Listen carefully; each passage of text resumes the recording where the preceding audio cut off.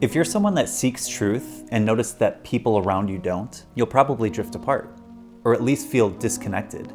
It's not because people struggle with authenticity per se, it's because the moment they're about to be honest about their opinion, they edit their response to fit what they think, what will make the other person feel more comfortable. And that's human conditioning, so that's the moment I want to teach you about in this video.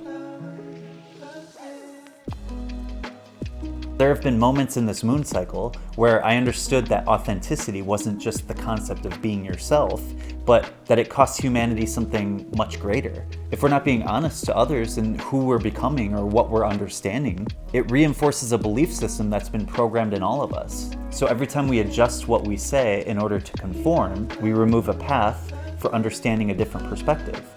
And canceling like this creates a dangerous future filled with fear, and none of us want that. So in case you don't know the series, I pull a random word during a full moon and let it guide me for a full moon cycle, 28 days. After 7 days, I reflect on that word through journaling. On the 14th day, the new moon, I get creative, take a look at my Plato's Cave video about authenticity. On the 21st day, this video, I talk about action. So on the last blood moon, the solar moon, I pulled the word authenticity.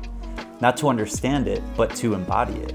The same way that I learned to embody alignment in the first moon video. So with authenticity, this is where I stopped negotiating with it. I presented the people around me with who I really am and what I believe. Because authenticity isn't something you plan out, it's something you embody. It's something you choose in real time, in conversations, in decisions, in any moment where it would be easier to just blend in. So authenticity isn't just how you present yourself. So here's a scenario. Someone asks you something, and within a split second, the truth comes to your mind, right? And a split second after that, and we've gotten so good at people pleasing, we come up with a version that will be accepted by the other person. And so that's the moment I'm talking about. Most people abandon themselves and their belief system because they don't want to sound crazy or offend the other person. And this has become inherent in how we communicate. But the truth is, when you're speaking with love and confidence, which really comes from understanding yourself and your belief system more, not fear of the unknown where we usually hide, the reaction you receive doesn't really matter. Because it's not in your control. Not because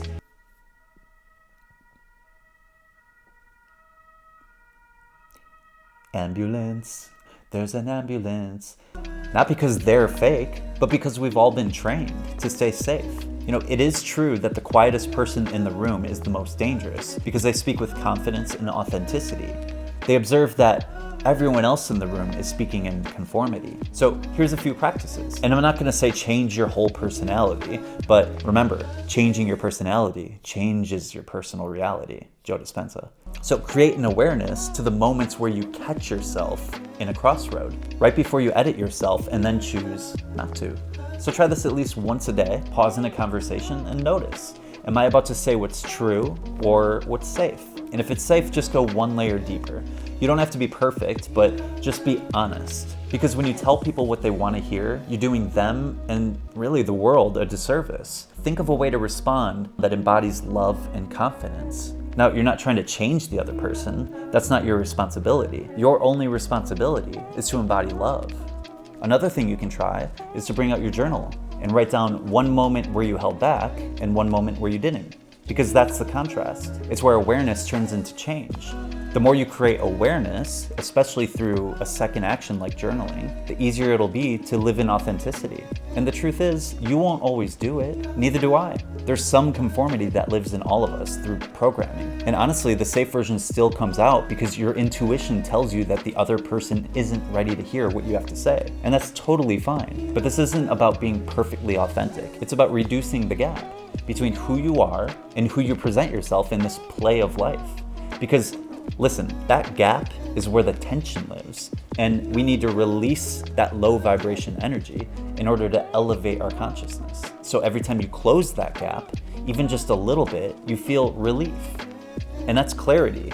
Like, you don't have to keep track of who you're supposed to be. You can just be authentically yourself. When you stop performing, you stop carrying this weight of guilt. Okay, so this was the action phase for authenticity, where the word stops being something you think about and starts becoming something you live. And so when the next moon cycle comes, we'll see what actually changed. So if you're doing this with me, you're not just watching this series, you're moving through it alongside me. The next full moon is April 2nd. Let's see what word it reveals to me. See you next week.